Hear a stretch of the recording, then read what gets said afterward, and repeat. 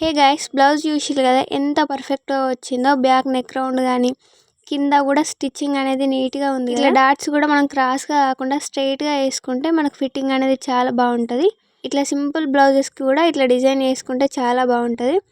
Hands దగ్గర కూడా మనకు ప్లస్ సింబల్ కరెక్ట్గా వస్తే బ్లౌజ్ ఫిట్టింగ్ పర్ఫెక్ట్గా వస్తుంది. ఇక్కడ చూడండి ఫ్రంట్ పార్ట్ ఎంత పర్ఫెక్ట్గా వచ్చిందో. ఉక్స్ కాజా పట్టి మధ్యలో గ్యాప్ లేకుండా నెక్ రౌండ్ కూడా చాలా పర్ఫెక్ట్గా వచ్చింది. ఇక్కడ వితౌట్ కప్సే మనకి ఇంత నీట్గా కనిపిస్తుంది చూడండి. బ్లౌజ్ రైట్ సైడ్ ఎంత నీట్ ఫినిషింగ్ ఇస్తామో రాంగ్ సైడ్ కూడా అంతే నీట్ ఫినిషింగ్ ఇవ్వాలి.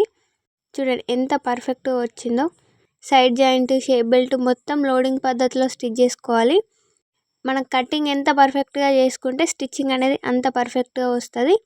పర్ఫెక్ట్గా బ్లౌజ్ని ఎట్లా కటింగ్ చేసుకోవాలో కింద ఫుల్ వీడియో ఉంది, ఒకసారి వెళ్ళి చెక్ చేయండి. అండ్ ఈ బ్లౌజ్ ఫినిషింగ్ మీకు ఎట్లా అనిపించిందో కామెంట్ చేయండి. Thank you for watching.